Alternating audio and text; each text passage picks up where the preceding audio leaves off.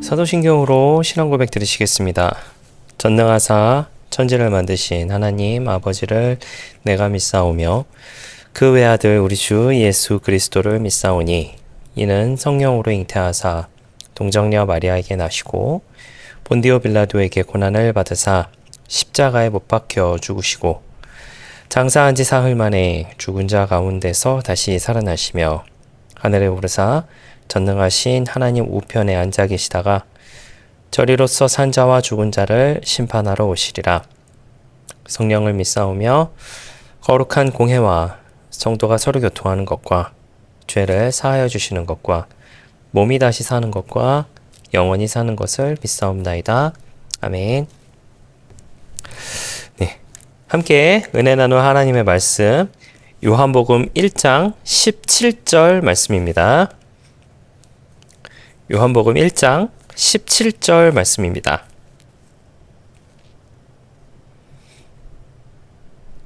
말씀을 읽어드리겠습니다. 율법은 모세로 말미암아 주어진 것이요 은혜와 진리는 예수 그리스도로 말미암아 온 것이라. 아멘. 네, 할렐루야. 오늘 저는 본문의 말씀 가지고 함께 말씀의 은혜를 나누기를 원합니다.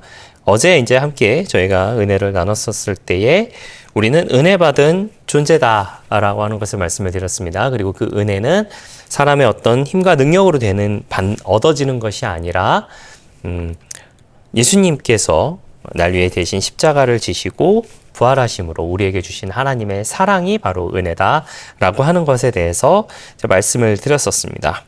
오늘은 좀 그와 대비되는 내용이 등장을 하고 있습니다. 바로 율법이라고 하는 것이 등장을 하게 되죠. 사실 율법에 대해서 이야기를 할 때에 상당히 조심스러운 부분이 좀 있습니다. 적어도 저는 그래요. 조심스러운 부분이 무엇이었냐면 신약의 하나님과 구약의 하나님이 굉장히 다른 모습을 보여주시게 되는데 사실 알고 보면 같은 하나님이신 것이죠. 같은 하나님이신데 율법과 또한 은혜라고 하는 것을 이렇게 서로 이렇게 비교하다 보면은 조금 다른 게 아닌가라는 그런 생각을 많이 하게 됩니다. 어디까지나 제 개인적인 견해 안에서 그렇다는 것을 말씀을 드리게 돼요. 그러면서 이제 오늘 율법이라고 하는 것이 등장을 하고 그리고 은혜와 진리라고 하는 것이 등장합니다. 또한 모세가 등장을 하게 되고 또한 예수님이 등장하고 있는 모습을 보면서 서로 이렇게 대조되는 것 같은 그런 모습을 이제 보여주고 있어요. 이 내용들을 좀 하나하나 우리가 좀 살펴보면서 그 가운데 우리에게 주어주신 하나님의 말씀이 어떤 것으로 다가오면 좋을 것인가 라고 하는 것에 대해서 한번 생각해 보시는 시간 되시기를 부탁을 드리겠습니다. 첫 번째로 전하는 것은요, 율법은 모세로 말미암아 주어졌다라고 하는 것입니다. 네, 너무나 당연한 것이죠. 율법은 하나님께서 사람에게 주신 것입니다. 특별히 모세라고 하는 구약의 언약을 통하여서 이제 주어진 것이죠. 이것을 가리켜서 이제 시내산 언약이다라고 그렇게 표현을 하기도 합니다만은 어찌됐든 하나님께서 시내산에서 모세에게 율법을 주어주시게 됩니다. 주어졌다라고 하는 그런 표현을 하면서 굉장히 수동형이라고 하는 부분으로 이제 다가오게 되는데요. 율법의 근원은 하나님이다라고 하는 것을 아주 명확하게 보여주고 있는 부분입니다. 이것에 가리켜서 이제 신학 안에는 보통 이제 일반 계시라고 하는 것과 특별 계시라고 하는 것을 이렇게 두 가지를 나누고 있어요. 그 중에 이제 특별 계시의 기초 단계로서 이제 율법이 이제 존재하고 있다라고 이렇게 이야기를 하게 됩니다. 나중에 이제 좀 기회가 되면 일반 계시와 특별 계시에 대해서 좀 더 이제 좀 자세하게 말씀을 좀 드리는 시간 갖도록 하겠습니다. 어찌됐든 이제 모세는 하나님께서 이런 특별 계시를 통하여서 주어주신 예표적인 이제 중재자의 역할을 이제 가지고 있는 것이 바로 모세였다라고 하는 것이죠. 그 율법은 어떻게 보면 좀 임시적, 단기간적이었다라고 하는 것을 우리가 좀 생각할 수 있어요. 왜 그러냐면은 이런 율법을 통하여서 오실 예수님에 대해서 이야기하고 있다라고 하는 것이죠. 신약 시대에서는 이제 율법은 죄를 깨닫게 하고 그리고 예수님께서는 인도하는 초등교사 같다라고 하는 말로써 이제 갈라디아서에서 그렇게 좀 해석을 하고 있습니다. 그리고 두 번째로 이야기하고 있는 것은 은혜와 진리는 예수 그리스도로 말미암아 왔다라고 하는 것이죠. 굉장히 이렇게 서로 대비되는, 대조되는 그런 모습을 계속 보여주고 있죠. 율법, 그리고 은혜와 진리, 모세, 그리고 예수님이라고 하는 것으로 계속 이렇게 서로 대조되는 모습을 보여주고 있습니다. 은혜와 진리는 이제 율법과 대조되며, 이제 율법은 미완성이다라고 하는 것으로 이야기하면서 예수님으로 인하여서 이제 은혜와 진리를 통하여서 완전한 구속이 일어났다, 성취되었다라고 하는 그런 표현을 사용하고 있습니다. 뭐 이걸 가리켜서 뭐 현현이라고 하는 단어를 또 사용하기도 하는데 뭐 거기까지는 좀 갈 필요는 없다라는 생각을 하게 돼요. 중요한 것은 은혜와 진리라고 하는 것이겠죠. 그렇다면 은혜는 무엇이고 진리는 무엇인가?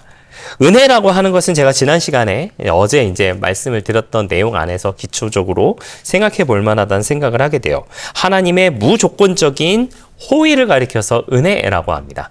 그리고 하나님께서 일방적으로 주어주신 사랑, 누굴 통하여서? 예수님을 구속사적인 사역을 통하여서 우리에게 주어주신 일방적인 사랑이 바로 은혜라고 하는 것이죠. 그리고 진리라고 하는 것은요, 하나님의 불변하는 본질이고, 그리고 계시의 완성을 가리켜서 이제 진리라고 이렇게 평가를 하게 됩니다. 자, 그렇다면은 그 예수님으로 말미암아 은혜와 진리가 왔다라고 이렇게 표현을 하고 있는데, 예수님은 하나님의 은혜와 진리의 구체화, 그리고 인격적 계시의 실현이다라고 하는 그런 표현을 사용하고 있습니다. 뭐 굉장히 말은 어렵습니다만은요. 다시 한번 요한복음 1장 14절로 사실은 올라가게 됩니다. 첫 번째로는요. 말씀이 육신이 되었잖아요. 그쵸? 말씀이 육신이 된 그 예수님에 대해서 이야기를 하고 있고, 그리고 또 후반절에 은혜와 진리가 충만하다라고 하는 것으로 요한복음 1장 14절과 동일한 표현 구조를 가지고 있는 것이 바로 본문의 말씀이다라고 하는 것이죠. 그렇게 예수님은요, 계시의 완성자이자 은혜의 중보자로서 우리 가운데 오셨다라고 하는 겁니다. 자, 모세와 율법과 은혜와 진리, 그리고 모세와 예수님이라고 하는 서로 대조적인 모습을 이제 본문의 말씀을 통하여서 보여주고 있잖아요. 자, 모세는요, 하나님의 말씀을 전달하는 선지자였습니다. 반면에 예수님은 그 말씀 자체셨죠. 하나님 자체이십니다. 성육신하신 로고스. 요한복음 1장 1절에도 나오고 있는 요한복음 1장 14절에도 나오고 있는 바로 그 로고스. 그 말씀 자체가 바로 예수님이시다라고 하는 것이죠. 그러므로 예수님은 하나님 자신이 사람들에게 다가오신 최종적인 계시다라고 하는 평가를 가지게 됩니다. 그분 안에서 구약의 예언과 언약이 완전하게 성취되는 것이 바로 그와 같은 예수님의 모습이다라고 하는 것이죠. 단지 어떤 새로운 가르침이 아니라 새로운 질서가 이제 도래했다라고 표현하는 것들이 있게 되는데, 저는 그 말씀이 어떻게 보면 좀 맞는 것이 아닌가라는 생각을 하게 됩니다. 예수님께서도 말씀하셨잖아요. 나는 율법을 폐하러 온 것이 아니라 완전하게 하려, 완성하려 왔다라고 하는 그런 말씀을 하시게 됩니다. 그러면서 우리가 그 안에서 발견할 수 있는 것은요, 뭐 옛 언약과 새 언약으로 인하여서 뭐 바뀌었다, 뭐 이전 것은 뭐 바뀌었다라고 하는 그런 내용이라기보다는 더욱더 곤고하게 하나님의 사랑을 드러내며 더욱더 곤고하게 하나님의 사랑을 나타내기 위하여서 율법의 완성이신 예수님을 통하여서 사람들이 잘 알지 못했던 그 하나님의 사랑을 온전하게 보여주시는 것이 바로 이와 같은 모습이 아닌가라는 생각을 하게 됩니다. 제가 앞서도 좀 말씀드렸다시피 율법에 대해서 말하는 것이 저는 개인적으로 굉장히 좀 부담이 됩니다. 그러나 그럼에도 불구하고 우리가 좀 생각해 봐야 하는 것은요. 그렇다면 율법이 나쁜 것이냐? 사도 바울도 아니라고 이야기를 했었잖아요. 예수님도 아니라고 말씀을 하셨어요. 율법을 통하여서 나를 돌아볼 수 있는 것입니다. 율법을 통하여서 세상을 돌아볼 수 있는 것이에요. 그리고 변화시킬 수 있는 것입니다. 그리고 예수님의 그 율법의 완성을 통하여서, 즉 마음속에서부터 이루어지는 그 성화, 영화를 통하여서 나의 삶에서 그리스도의 모습을 닮아가는 모습으로 살아가는 것. 율법적 신앙에 머무르는 것이 아니라 이제는 은혜와 진리의 복음을 전심으로 신뢰하면서 그리고 그것을 실천하면서 내가 받은 그 은혜와 진리에 대해서 실천하며 전하며 살아가는 것이 바로 우리의 삶의 중심이 기준이 되어야 하는 것은 아닌가라는 그런 생각을 하게 됩니다. 살아가시는 성도 여러분, 한번 우리가 우리의 삶을 돌아봐 보기를 부탁을 드리겠습니다. 우리는 율법적 신앙에서 멈춰 있는 것인지 아니면 그것을 넘어서서 은혜와 진리의 복음을 전심으로 신뢰하며 의지하며 살아가고 있는지에 대해서 생각해보는 저와 여러분 되시기를 바랍니다. 만약에 우리가 그와 같은 모습이 되고 있다라고 한다라면 더 예수님을 닮아가는 삶을 살 수 있지 않을까라는 생각을 하게 됩니다. 우리도 그와 같은 삶의 모습으로 살아가는 저와 여러분들 되시기를 예수님의 이름으로 부탁을 드리겠습니다. 기도하겠습니다.